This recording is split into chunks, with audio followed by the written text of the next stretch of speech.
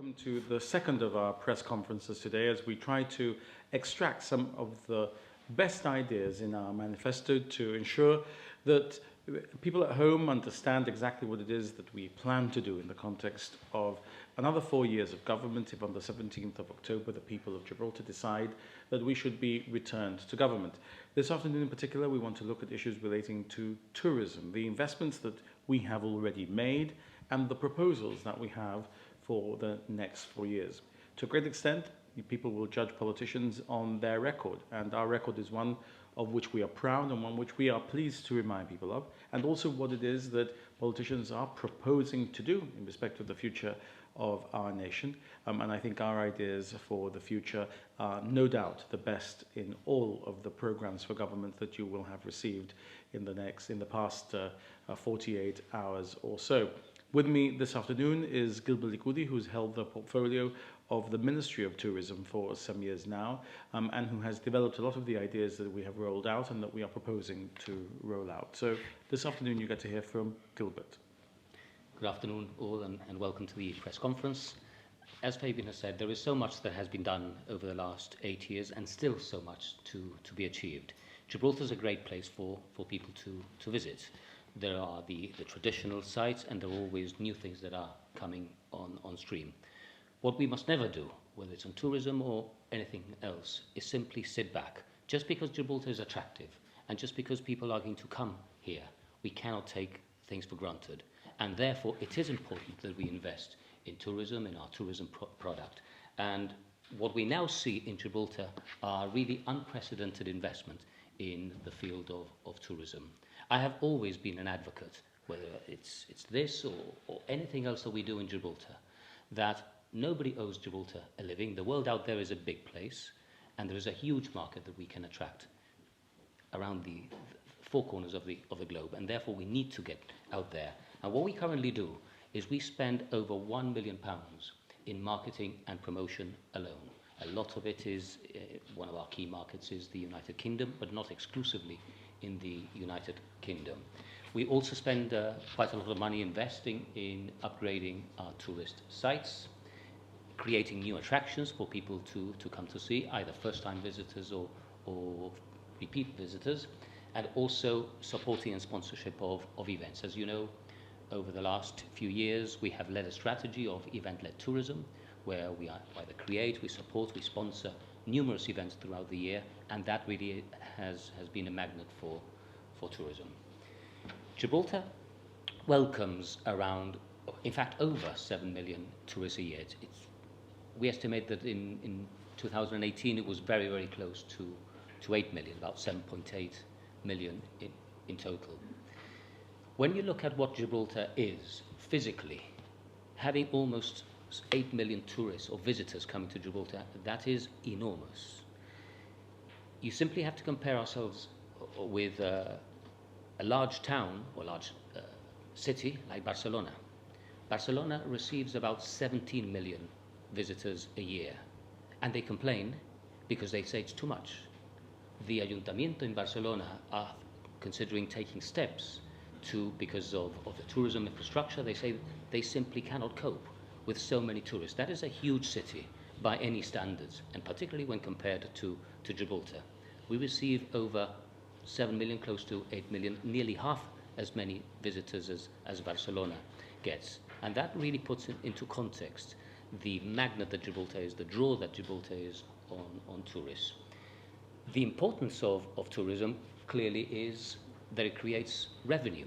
It brings in revenue from abroad. That is absolutely vital for any economy, and particularly for the Gibraltar economy. It creates revenue for the government, of course, and also revenue for the private sector.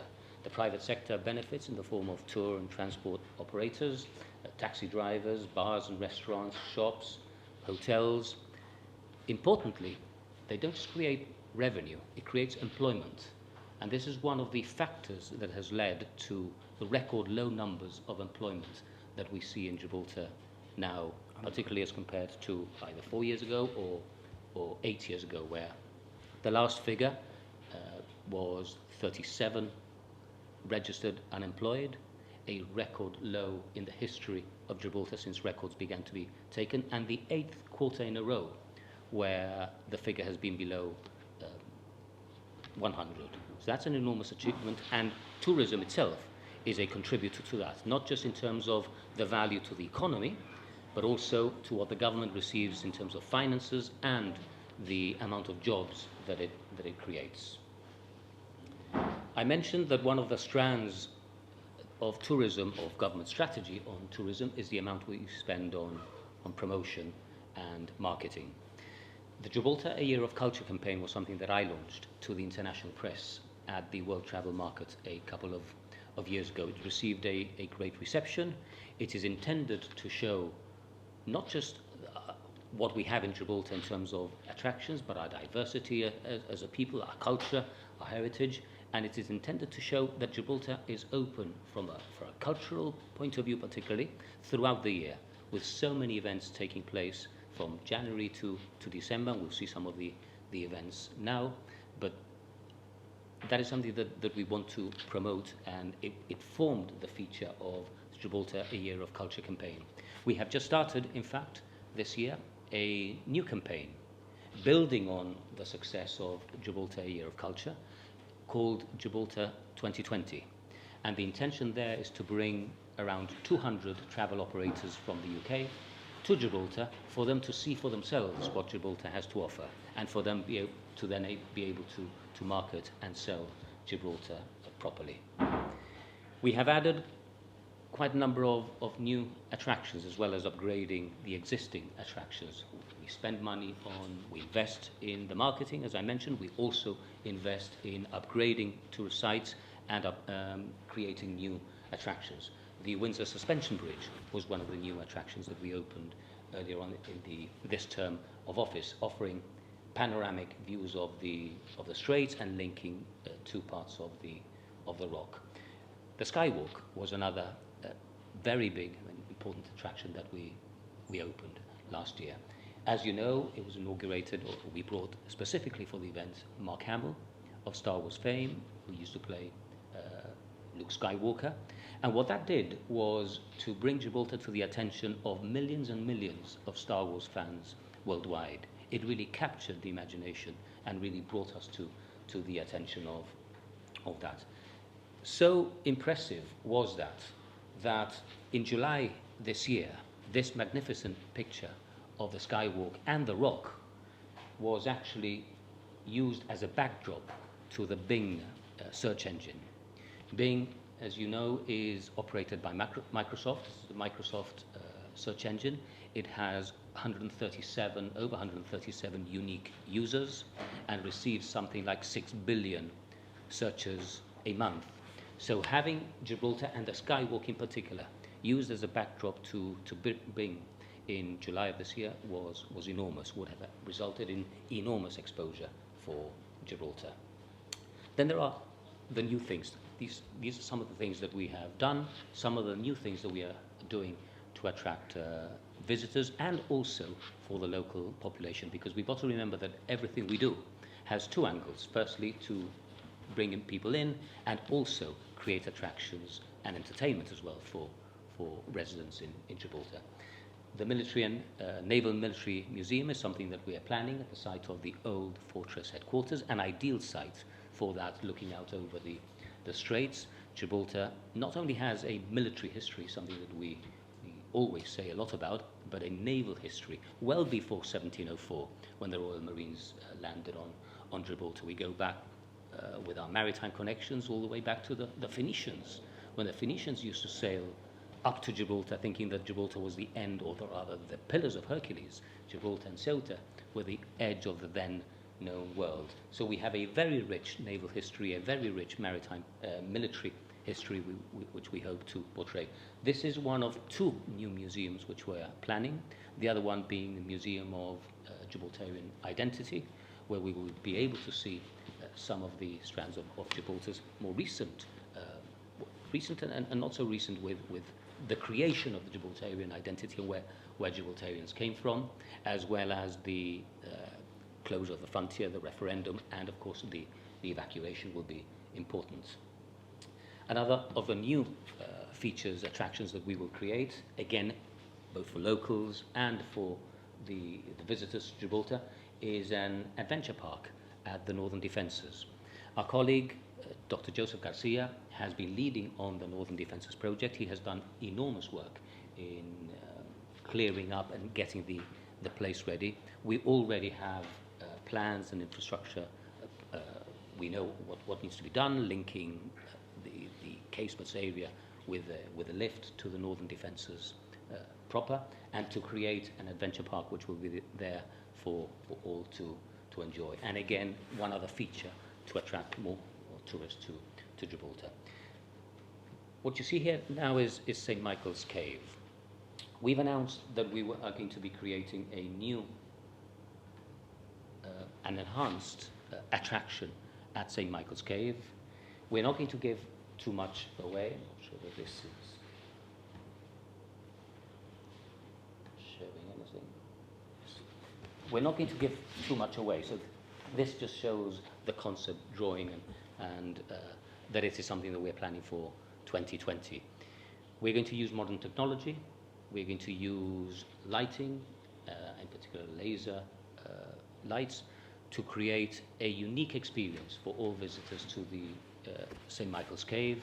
You see this in many buildings in other cities. You see this in theme parks where buildings are lit up with images, with very, very clear, high-resolution images. And what we're going to show in St. Michael's Cave, through a series of setting up a number of distinct zones within the cave, we're going to recreate Gibraltar's history and also Gibraltar's natural history, going all the way back to the Neanderthals and the natural history that has evolved since then. It's really going to be an exhilarating and a unique experience, and that, as you can see, is coming in 2020 to St. Michael's Cave.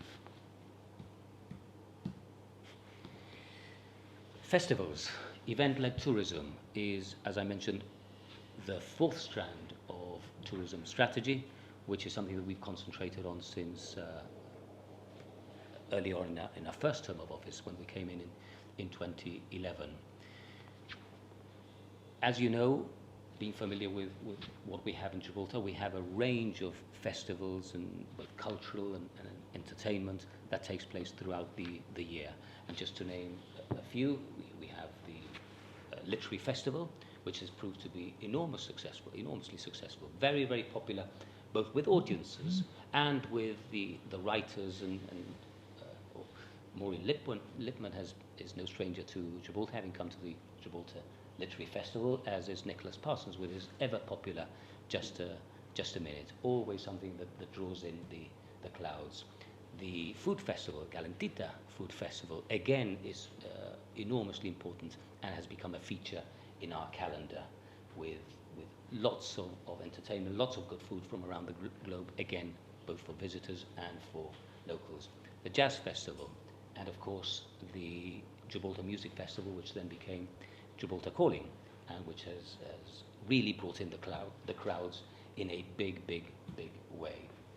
And apart from entertainment, we have the sporting side, Chess Festival. Gibraltar now hosts the number one, what has been voted as the number one open chess championship in the world, according to the professionals. We have recently had darts, an international darts competition, snooker competition, backgammon competition. What this does is bring in international players, brings in essentially the best players in each category in the world. They come with their families, they come with their friends, and also it brings in spectators to Gibraltar to contribute to what we have in Gibraltar. And this year, as a special event, we had the Andrea Bocelli concert with 11,000 tickets, with 11,000 seats taken up within a matter of minutes or hours. Such was the draw of Andrea Bocelli and the Royal Philharmonic Orchestra. But of course, Andrea Bocelli was not on his own. There was a range of local talent on show also at that event, with the Gibraltar Choir Collective doing a magnificent job in the background, and also you will remember the two dancers who were very much in the front of stage.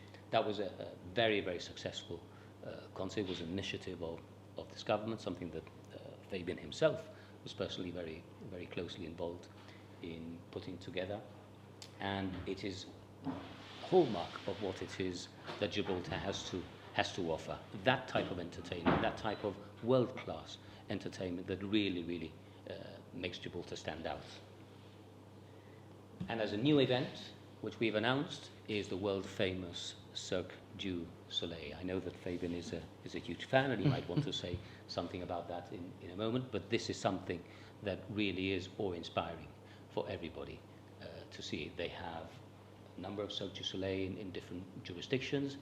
We are in discussions to finalize the creation of a custom-made, a specific show just for Gibraltar, which is going to feature some elements of Gibraltar and Gibraltar's past and history. And it is something that we hope we will have in Gibraltar on a yearly basis for a whole month, each summer, on a yearly basis. That is the plan, and our discussions with them are going very well, and we expect that this will open towards the end of July next year. Again, another feature which will really make Gibraltar stand out. So yes, a lot to look forward to, a lot that has been done, constant work in the area of tourism, both in Gibraltar and abroad, and this is something that we expect to continue in a big way over the next 4 years if we have the people's confidence and we are re-elected into government on the 18th of October. Thank you very much indeed for that, Gilbert. I think it demonstrates that our outlook is really an international one. If we look at the reach of what we have tried to do, it really has changed the approach that there has been to Gibraltar tourism before. I think we've demonstrated that we have an ambitious agenda for Gibraltar. Every time that our opponents attack us, they attack us for being too ambitious. I think they don't realize that what they're doing is praising us and pushing us to do even more, because I don't think there is any forgiveness for those in politics who are not ambitious for their nations. We are not provincial in the approach that we take. We want to go even further than we have before. And if you look at the world-class facilities that Gilbert has talked about us having inaugurated, in particular the Skywalker Skywalk, that has a reach well beyond Gibraltar. And it also has a reach beyond military history, because Gibraltar has a niche in military history. And we attract a lot of people to come and see our military history, but we need to reach beyond that. And reaching out to the fans of a movie saga that has probably the largest fan base in the history of cinema is a good way of also making Gibraltar relevant in respect of that. I want to reassure everyone that you haven't revealed anything about Skywalker Rising when you said that Mark Hamill used to feature as Luke Skywalker, and that we weren't let into any secrets about what is going to be told to the rest of the world as from the 20th of December. So I'm still keeping my fingers crossed as to the end of that saga and what it will mean.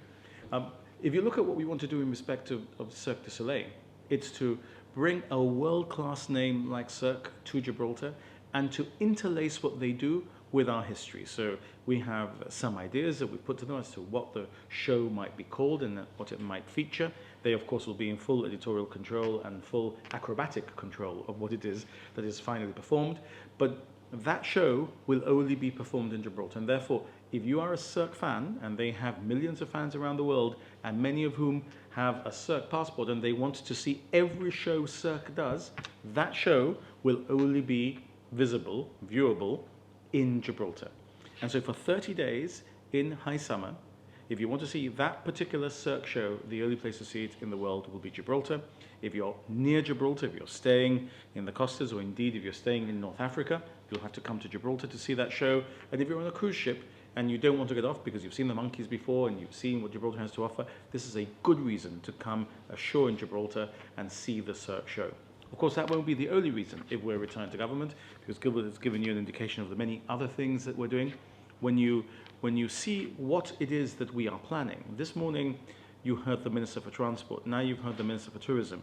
Some of the things that the Minister for the Environment is going to tell you are also going to be connected, because the parks and the walks, the High Line, all of these things are interconnected as much to tourism as they are to transport and as they are to the environment. And the offer of the Northern Defences Park, together with the Adventure Park at the Mount, all of the new parks in the area of the centre of our city, and the ability to walk the High Line, all those will be tourist attractions too, because you will be walking on walls which are older than the United States if you come and walk. But this little part of the world will have its own attraction with the walk on the wall, because you'll be able to walk back centuries when you walk on those walls. So transport, the environment, tourism, all of these things are connected.